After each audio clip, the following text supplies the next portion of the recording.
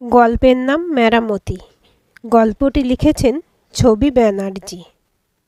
সকাল থেকে বেলা 10টা পর্যন্ত অনুপমার সংসারে ঝড় বয়ে যায়। ছেলে মেয়েকে স্কুলে যাওয়ার জন্য রান্নার ফাঁকে ফাঁকে তাগাদা দেওয়া, স্বামী ছেলে মেয়ের টিফিন প্যাক করা, তার ফাঁকে শ্বশুর শাশুড়িকে চা জল খাবার দেওয়া করতে করতে তার নাভিশ্বাস অবস্থা।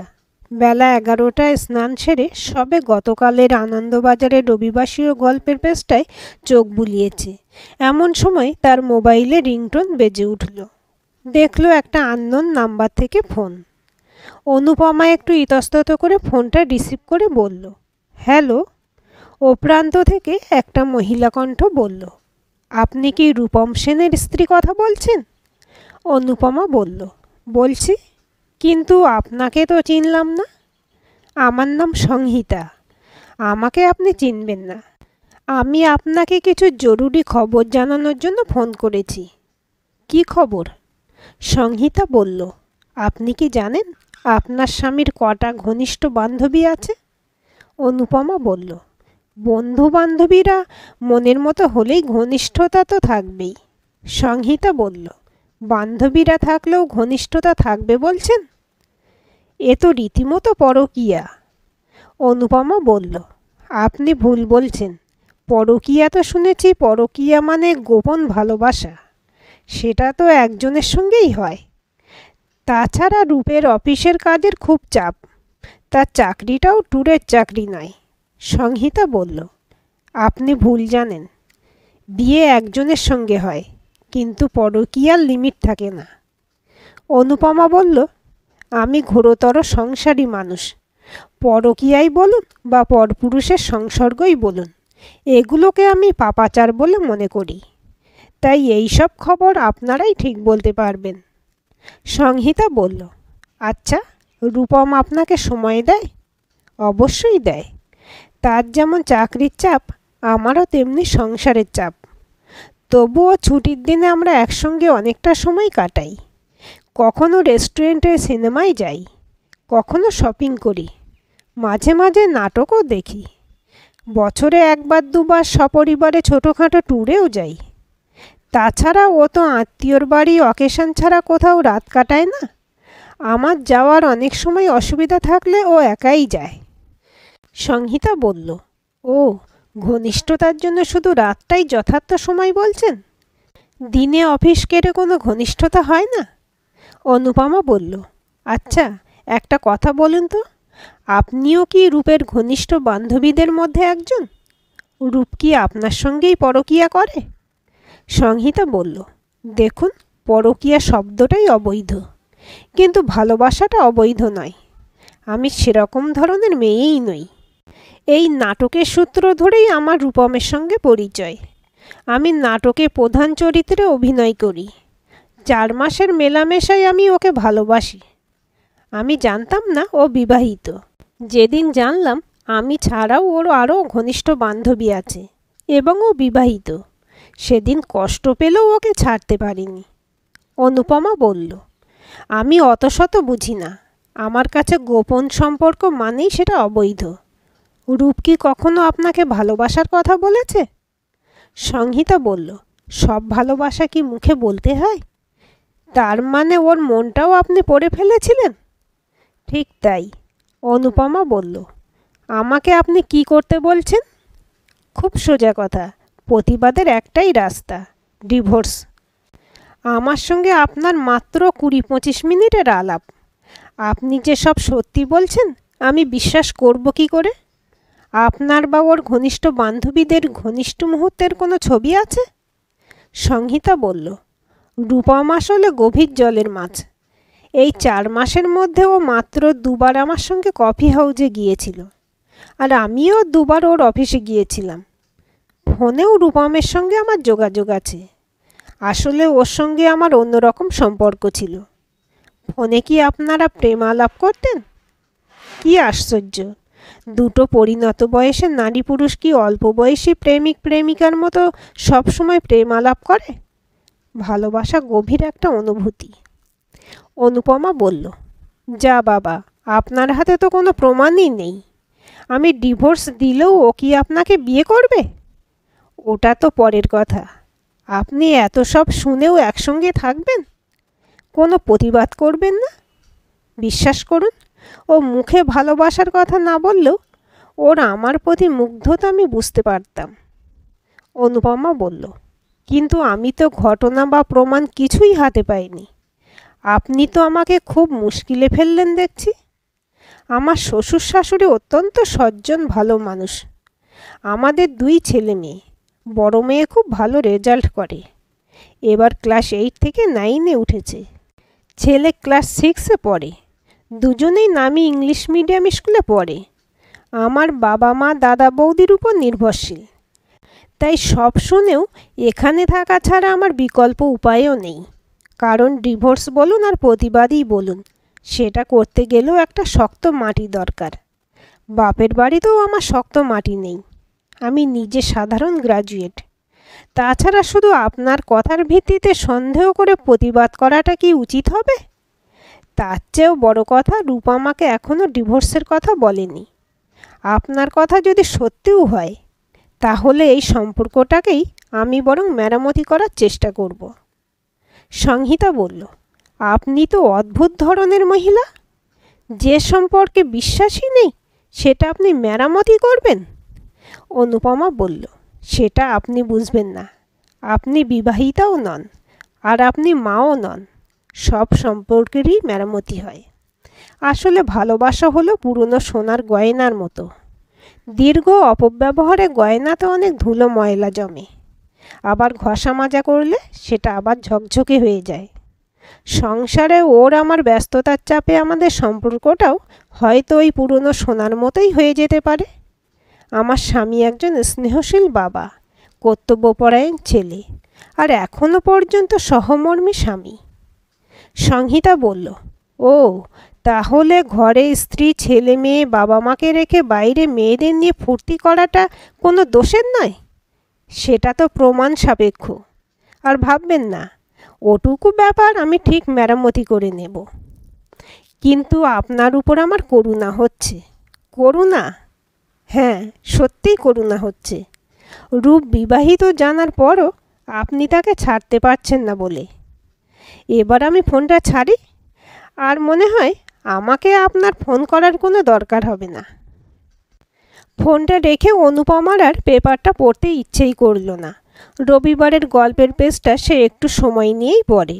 ভেবেছিল পেপারটা পড়ে আজকের পেপারটা পড়বে। এ মাসের দেশ পত্রিকাটাও পড়ে আছে, সেটাও আর উল্টে দেখতে ইচ্ছে করল না। মনে মনে আকাশ পাতাল ভাবতে লাগলো, তবে কি তাদের দীর্ঘ 18 বছরের দাম্পত্য জীবনে সম্পর্কের সুতোটা এতটাই আলগা হয়ে গেল? অন্যান্য বান্ধবীদের সঙ্গে রূপের মেলামেশা বিশ্বাস না করলেও সংহিতার ব্যাপারটা সে একেবারেই ঝেড়ে ফেলতে পারছে না। এতদিন জানত রূপের পরিবার কেন্দ্রিক জীবন। চাকরি থেকে ফিরে এসে চা সামান্য স্ন্যাক্স খেয়ে মা বাবার সঙ্গে কিছুটা সময় কাটিয়ে ছেলে মেয়েকে পড়াতে বসায়। রান্নাঘরে 2-3 বার উঁকিঝুঁকি মেরে তার মেজাজ বুঝে একবার চায়ের কথা পারে। অফিস কলিগ ছাড়া কিছু ঘনিষ্ঠ বন্ধুদের সঙ্গেই ফোনে গল্পগুজব করে। মেরামতির কথা বলল বটে, কিন্তু কিভাবে? সংহিতাকে যদি রূপম সত্যিই ভালোবাসে, তাহলে তার কি পরিণতি হবে? তার তিল তিল করে সাজানো সংসার কি ভেঙে চুরে খান খান হয়ে যাবে? রূপ অফিস থেকে ফিরে অনুপমাকে অসময়ে শুয়ে থাকতে দেখে বলল, কি গো, এমন অসময়ে শুয়ে আছো কেন?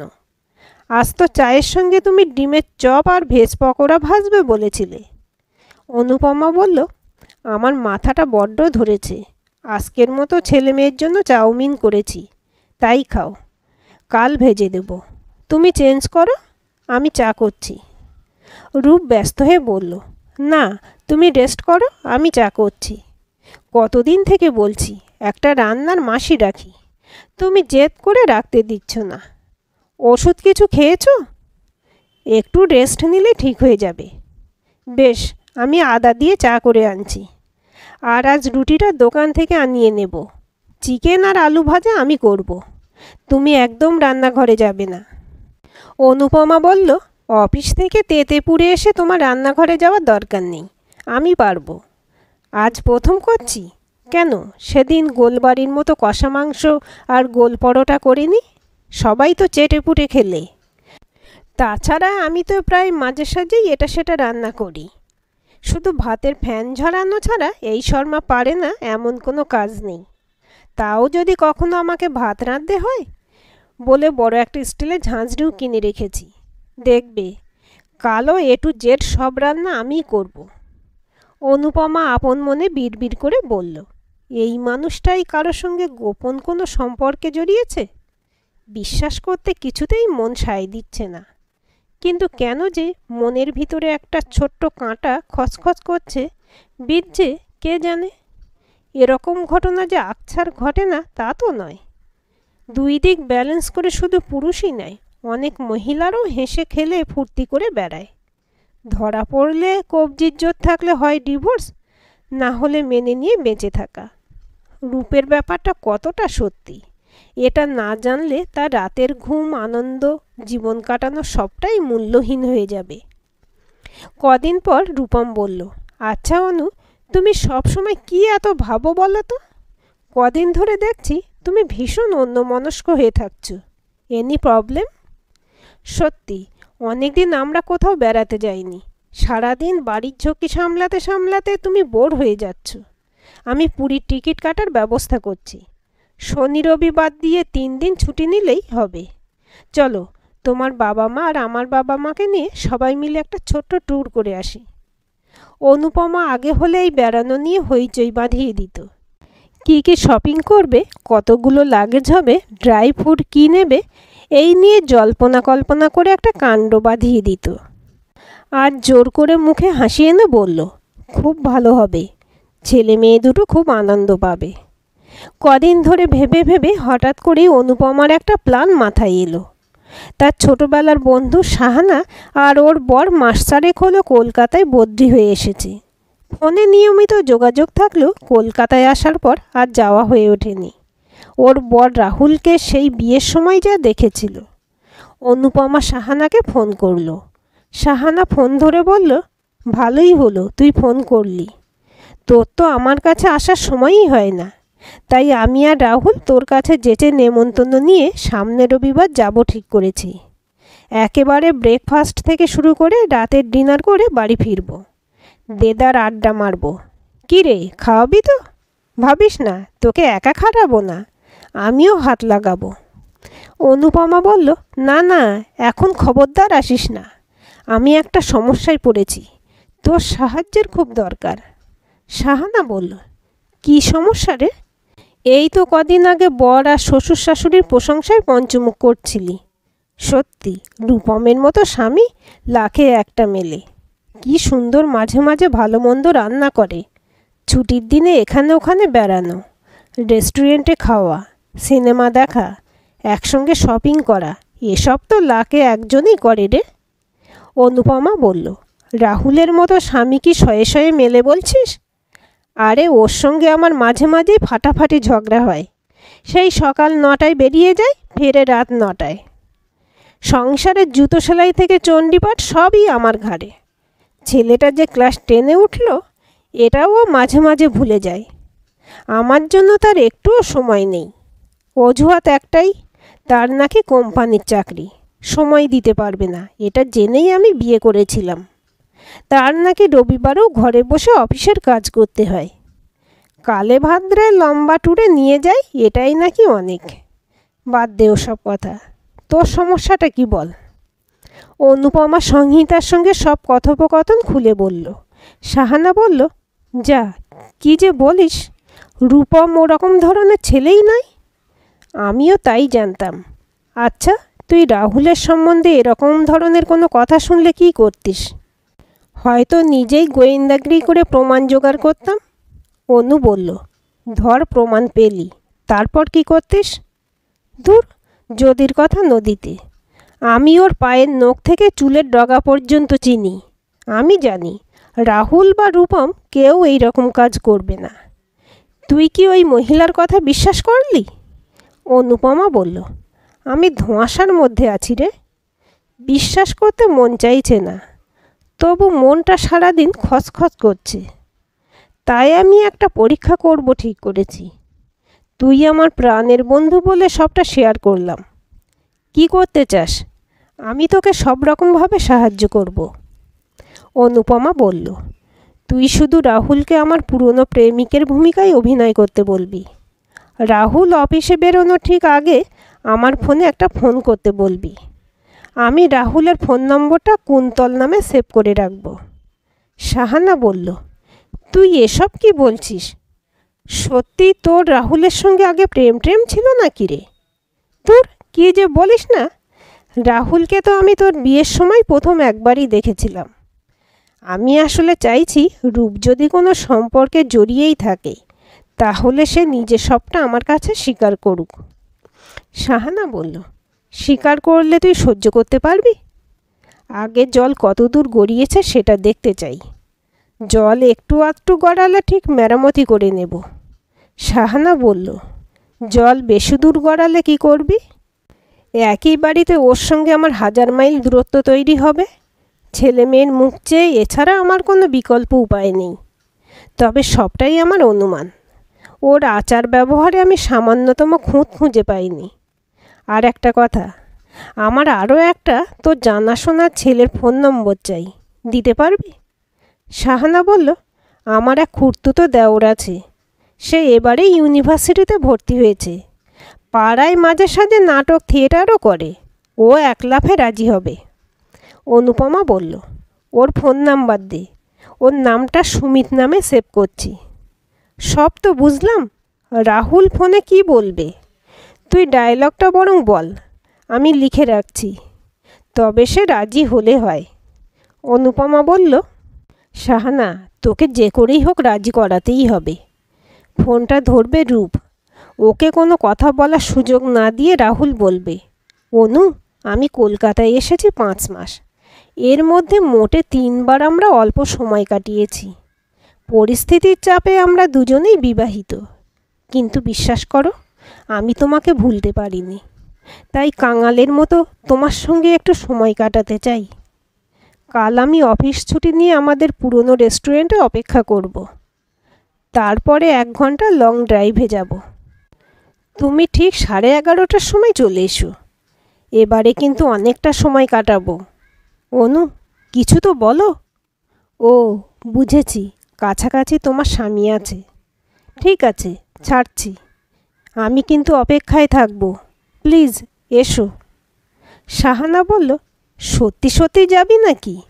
এই রকম মিথ্যে প্রেমের অভিনয় করতে করতে প্রেমটা সত্যি হয়ে যাবে না তো? দেখিস বাবা, আমার ভালো মানুষ বরটাকে কেড়ে নিস না যেন। এই বয়সে এখনও তোর যা রূপ। অনুপমা হেসে বলল, আরে ওই ফোন করাটা অবধি রাহুলের ভূমিকা। আমি কোথাও যাব না। শুধু চাইছি আমি যে জ্বালায় জ্বলছি সেটা রূপও জ্বলুক। তারপর ঠিক ঝুলি থেকে বেড়াল বেরিয়ে আসবে। ঠিক ওই ডায়লগটা সামান্য হেরফের করে 3 দিন পর তোর দেওরও বলবে। বোঝাতে পারলাম? শাহানা বলল, সত্যি মায়েরই তোর খুঁড়ে খুঁড়ে দণ্ডবত। বুদ্ধি একখানা বের করেছিস বটে। ব্যাপারটা ভারী ইন্টারেস্টিং লাগছে রে। কিন্তু আমি শিওর, সবশেষে তোর আর রূপের সম্পর্কটা ঠিক আমে দুধে মিশে যাবে। মধ্যিখানে আমাদের আঁটি হয়ে গড়াগড়ি খেতে হবে। ভালো মন্দ খাওয়া, চুটিয়ে আড্ডা দেওয়ার রাস্তাটা বন্ধ হয়ে যাবে। অনু বলল, দাঁড়া, আমে দুধে মিশবে না ছানা কেটে যাবে সেটা আগে দেখি।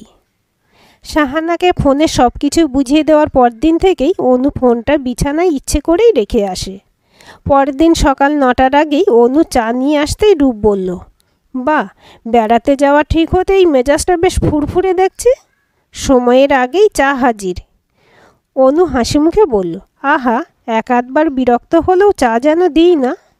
রূপ বলল, শোনো, আমার এক বন্ধু রেলে চাকরি করে। খুব তাড়াতাড়ি ও টিকিটের ব্যবস্থা করে দেবে বলেছে। পরপর 2 দিন রাহুলের কোনো ফোনই এলো না। তবে কি রাহুল রাজি হচ্ছে না? আজ শাহানাকে একটা ফোন করতে হবে। ভাবতে ভাবতে অনু মাছের ঝোলটা বসিয়ে দিল। ঠিক সেই সময়ই রূপ বলল, অনু, তোমার ফোন। অনু স্বস্তির নিঃশ্বাস ফেলে বলল, আমি ব্যস্ত আছি, ফোনটা প্লিজ রিসিভ করো। মনে হয় মা করেছে। রূপ ফোনের স্ক্রিনে নাম দেখলো কুন্তল। যা বাবা, এই কুন্তলটা আবার কি? ফোনটা রিসিভ করতেই ও প্রান্ত থেকে গড়গড় করে রাহুল তার লেখা ডায়লগটা বলেই ফোনটা কেটে দিল। খেতে বসে রূপের গম্ভীর মুখ দেখে অনু বুঝে গেল কাজ হয়েছে। নিরীহ মুখে বলল, কার ফোন ছিল গো? কি গো, ভাত নিয়ে নাড়াচাড়া করছো যে? রান্না ভালো হয়নি? তোমার কোনো বন্ধুর ফোন? এই তো খাচ্ছি। রূপ অফিসে বেরিয়ে যেতেই অনু ফোনে সাহানাকে বলল, রাহুল ফোন করতে দেরি করছিল দেখে খুব চিন্তায় ছিলাম। সাহানা বলল, ওষুধে কাজ কেমন দেখলি আগে বল। কাজ তো হতেই হবে, বেশ কড়া ডোজের ওষুধ পড়েছে। মুখটা দেখবার মতো হয়েছিল। সাহানা বলল, তাহলে নাটক তো জমে ক্ষীর হয়ে গেছে রে। এরপর আবার কবে ফোন করবে আর কি বলবে সেটা বল, আমি লিখে রাখছি। না, এবার ঠিক 4 দিন পর তোর দেওর ফোন করবে, তবে ডায়ালগটা যেন সেম না হয়। এই 2 দিন ফোনেই কাজ হবে। রূপ অফিসে গিয়ে কাজে মন বসাতে পারল না। ভদ্রলোকের কথা শুনে স্পষ্ট বোঝা যাচ্ছে ও অনুর পুরনো প্রেমিক। ইতিমধ্যে 3বার তার সঙ্গে রেস্টুরেন্টে সময় কাটিয়েছে, আর আজ আবার রেস্টুরেন্ট থেকে সোজা লং ড্রাইভে যাবে। এত বছরের বিবাহিত জীবনে অনু সবটা তার কাছে গোপন করল। একবার বাড়ি যেতেই হবে। রেস্টুরেন্টের ঠিকানাটা জানলে আজই হাতে নাতে ধরতে পারত। অসময়ে রূপকে বাড়ি ফিরতে দেখে মা বলল, তুই ফিরে এলি যে? রূপ বলল, একটা ফাইল নিতে এসেছি মা। অনু কোথায়? অনু তো আধ ঘন্টা আগে ভাত খেয়ে বেরিয়ে গেল। তোর বাবার লুঙ্গি, বিছানার চাদর টাদর আরও টুকটাক কিছু কিনবে। ফিরতে দেরি হবে বলে গেছে। রূপ বলল, ঠিক আছে মা, ছেলে মেয়ে দুটো ফিরলে ওদের খেতে দিও। ভাবিস না, অনু সব গুছিয়ে রেখে গেছে। রূপের মনে সন্দেহটা গেঁথে গেল। এই বয়সে অনু এটা করতে পারলো? অফিস থেকে ফিরলে অনু বলল, তুমি চেঞ্জ করে নাও, আজ সবার জন্য ডিমের ডেভিল রেডি করেছি, গরম গরম ভেজে দেব। রূপ বলল, সারাদিন টোটো করে ঘুরে কেন এসব করতে গেলে? তাতে কি হয়েছে, কেনাকাটা করতে করতে একটু দেরি হয়ে গেল। তুমি নাকি ফাইল নিতে বাড়ি এসেছিলে? হ্যাঁ, এসেছিলাম। তুমি কেনাকাটা করতে যাবে বলনি তো? বলার কি আছে, বিকেলের দিকে বেরোনোর অসুবিধা বলে সকাল সকাল বেরিয়েছিলাম। ঠিক 4 দিন পর প্ল্যান মতো আবার সাহানা দেওরের ফোন। রূপ অনুকে না ডেকেই দেখল ফোনের স্ক্রিনে সুমিত নামের ফোন। ফোনটা রিসিভ করতেই এবার আরও রোমান্টিক ভাষায় সুমিত নামে একটা অল্প বয়সী ছেলের ফোন। সে নাকি সামনে রবিবার অনুকে নিয়ে দামি রেস্টুরেন্টে ব্রেকফাস্ট থেকে শুরু করে দামি হোটেলে লাঞ্চ করতে চায়। কোনো অজুহাত শুনতে চাই না বলে নিজেই ফোনটা কেটে দিল। আজ মনে হয় অনু রিংটোনটা শুনতে পায়নি, না হলে ন্যাকামি করে ঠিক বলতো, কার ফোন ছিল গো? কিন্তু অনু এসব কি করছে? দুটো ছেলের মা হয়ে একসঙ্গে দুটো পুরুষের সঙ্গে কোনো সম্পর্কে জড়ালো? সম্পর্কটা কতটা ঘনিষ্ঠ? নাকি ওর আরও পুরুষ বন্ধু আছে? না, এতদিনের বিশ্বস্ত স্ত্রীকে সে চিনতেই পারছে না। এত নিপুণ অভিনয় করছে তার সঙ্গে। না, পরশু রবিবার। ও কি করে সে দেখবে। এর হেস্তনেস্ত সেদিনই করবে। রবিবার সকালে সবার সঙ্গে চা খেতে খেতে অনু শাশুড়ি মাকে বলল, মা, আজ 9টার মধ্যে রান্না করে রেখে আমি একটু বাপের বাড়ি যাব। সন্ধ্যের মধ্যেই ফিরে আসব। তুমি একটু কষ্ট করে সবাইকে খেতে দেবে? কেন দেব না মা, তুই তো আমাকে কোনো কাজই করতে দিস না, আমি রান্নাটাও করে নিতে পারতাম। রূপ অনু দুঃসাহস দেখে স্তব্ধ হয়ে গেল। তার বাবা মাকে ভালো মানুষ পেয়ে মিথ্যে বলে অবাধে বিভিন্ন পুরুষের সঙ্গে চড়ে বেড়াচ্ছে। রাগে তার আপাদমস্তক জ্বলে গেল। গম্ভীর মুখে বলল, অনু, ঘরে এসো, তোমার সঙ্গে আমার কিছু কথা আছে। ছেলে মেয়েকে বলল, আজ এবেলায় তোমাদের ছুটি, দাদু ঠাম্মার ঘরে গিয়ে রং পেন্সিল নিয়ে ছবি আঁকো। অনু বলল, কি বলবে, তাড়াতাড়ি বলো। বুঝতে পারছি তোমার খুব তাড়া আছে। ব্রেকফাস্ট থেকে শুরু করে দামি হোটেলের লাঞ্চের টাইমিং তো ঠিক রাখতে হবে। এবার একটা সত্যি কথা বলো তো, সুমিত, কুন্তল, এদের সঙ্গে তোমার কি সম্পর্ক? এদের দুজনের কথা শুনে আমার মনে হয়েছে এরা তোমার পুরনো প্রেমিক। কবে থেকে এদের সঙ্গে তোমার যোগাযোগ? এই দুজন ছাড়া আর কটা পুরুষকে তুমি তারে নাচাচ্ছ? তোমার এই গোপন ব্যভিচার আমি কিছুতেই মেনে নেব না। অনু বলল, এরা আমার পুরনো বন্ধু, আর গোপন করলে তো ওদের নাম ফোনে সেভ করতাম না। ওরা এক সময় আমাকে প্রেম করতেই পারে, আমি তো করিনি। ওদের আমি বন্ধুর চোখেই দেখি। আমি অন্তত তোমার মতো কিছু গোপন করিনি। গোপন সম্পর্ক মানে অবৈধ সম্পর্ক। রূপ বলল, মানেটা কি? কার সঙ্গে আমার গোপন সম্পর্ক আছে? তোমার কি মাথাটা খারাপ হয়েছে? কি অ্যাবজার্ড কথাবার্তা বলছো? আমার অফিসে মহিলা পুরুষ কলিগ চাকরি করে, ওদের সবার সঙ্গেই আমার কলিগ হিসেবেই বন্ধুত্ব। এর মধ্যে গোপনীয়তার কি আছে? অনু বলল, সেটা আমি জানি, কিন্তু সংহিতা বলে যে মহিলার সঙ্গে তোমার বিশেষ সম্পর্ক আছে, সে আমাকে ফোনে বলেছে সে তোমাকে ভালোবাসে। নিশ্চয়ই তুমিও তাকে ভালোবাসো? রূপ বলল, সংহিতা নাটকে অভিনয় করে। একদিন আমি আর একজন কলিগ নাটক দেখতে গিয়েছিলাম। ওই কলিগের কীরকম তুতো বোন সংহিতা, তার জোড়াজুড়িতেই নাটক দেখতে যাওয়া। নাটক শেষ হলে সেই জোর করে গ্রিন রুমে গিয়ে সংহিতার সঙ্গে আমার আলাপ করায়। তারপর আমার ফোন নম্বর তার দুটো দাদার কাছ থেকে জোগাড় করে আমাকে মাঝে মাঝেই ফোনে বিরক্ত করে। দুদিন অফিসে টিফিন টাইমে এসেছিল। আমি সৌজন্যের খাতিরে তাকে কফি আর এগ রোল খাইয়েছিলাম। পরিবর্তে সে আমাকে রিটার্ন দেওয়ার জন্য একদিন রেস্টুরেন্টে খাওয়ায়। এর পরেও একদিন একরকম জোর করে কফি হাউসে নিয়ে গিয়েছিল। এই নাছর মহিলাকে এড়ানোর জন্য সেদিন আমার দুই মহিলা কলিগকে সঙ্গে নিয়ে গিয়েছিলাম। তার ফোনে অনবরত বিরক্ত করা দেখে ভেবেছিলাম সিমটা চেঞ্জ করব। এখানেই নাটক শেষ। এরপরে আমি ওই গায়ে পড়া মহিলার আর কোনো ফোনই ধরি না। সে ফোনে রগরগে করে ভালোবাসার কথা বলল, আর তুমি অবলীলায় সেটা বিশ্বাস করেছ। এত বছর সংসার করার পরও এত সহজে তুমি আমাকে অবিশ্বাস করলে কি করে? অনু বলল, এরকম ধরনের কথা শুনলে যে কোনো মেয়েরই মনে একটা সন্দেহের কাঁটা বিঁধবেই। তুমিও তো এই ফোনের কথাই অবলীলায় বিশ্বাস করেছ। এমনকি হাতে নাতে ধরার জন্য অফিস ফেলে বাড়ি পর্যন্ত ধাওয়া করেছিলে। আমিও যদি বলি, তুমি বা এত বছরের বিবাহিত স্ত্রীকে এত সহজে ব্যভিচারের তকমা দিলে কি করে? আমার সাজানো নাটকের তো আজকে ড্রপ সিন পড়ার কথা, কিন্তু এখন মনে হচ্ছে নাটকটা আরও কিছুদিন চালিয়ে নিয়ে গেলে তোমার স্টকে আরও কত গালিগালাজ আছে সেটা শোনার দরকার ছিল। নেহাত আজকেই প্রোগ্রাম সেট করে ফেলেছি। রূপ বলল, মানেটা কি?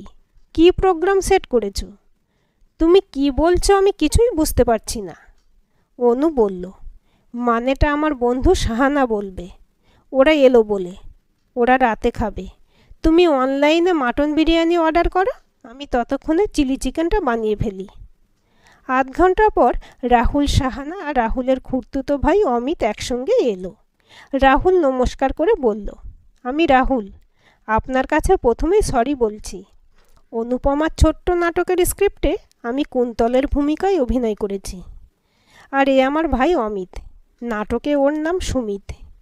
অনুপমার ফোনে কুন্তল আর সুমিত এই দুটো নাম অনুপমার পরিকল্পনা মতো সেভ করা আছে। রূপ বলল, আগে সবাই প্লিজ বসুন, অনু কফি বানাচ্ছে। শাহানা বলল, অনুর আগে আমার বিয়ে হয়েছে, তাই আপনার সঙ্গে আমার সাক্ষাৎ আলাপ না হলেও অনুর কাছে আপনার এত গল্প শুনেছি যে চিনতে একটু অসুবিধা হয়নি। এবার বলি, অনুর সঙ্গে সংহিতা বলে এক মহিলা যেচে পড়ে ওকে জানিয়েছিল আপনারা নাকি পরস্পরকে ভালোবাসেন। এটা শুনে অনু আপনাকে বিশ্বাস আর অবিশ্বাসের দোলাচলে ছিল। বুঝতেই পারছেন মেয়েদের কাছে ভালোবাসা একটা ভীষণ সেন্সিটিভ ব্যাপার। তাই অনু এই নাটকের ছোট্ট স্ক্রিপ্টটা বানিয়েছিল। সে যতটা অশান্তিতে দিনরাত কাটাচ্ছিল সেটাও আপনাকে দিতে চেয়েছিল, আর আসল সত্যিটা আপনার নিজের মুখ থেকে শুনতে চেয়েছিল। হাজার হোক, অনু তো আপনার অর্ধাঙ্গিনী, তাই সুখ দুঃখ শান্তি অশান্তি দুজনের অর্ধেক পাওনা। এই ষড়যন্ত্রে আমিও সামিল ছিলাম বলে আমিও সরি বলছি।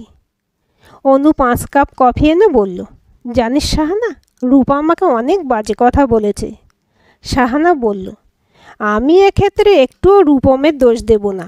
রাহুলকার অমিতকে যা চোখা চোখা ডায়লগ বলতে বলেছিলি, সেটা শুনে যে কোনো পুরুষ মানুষের রাগে মাথা খারাপ হয়ে যেত। আমার বর হলে তো আগেই 2-4টে চড়থাপ্পড় মেরেই দিত। রূপ বলল, আমি সবার সামনে অনুকে সরি বলছি। আমারও ঠান্ডা মাথায় একটু ভেবে দেখা উচিত ছিল। আজকের গল্পটি কেমন লাগলো কমেন্ট করে জানাবেন। ভালো লাগলে লাইক, হাইপ, শেয়ার করবেন। আর চ্যানেলটি সাবস্ক্রাইব করে বেল আইকনটি ক্লিক করে রাখতে ভুলবেন না।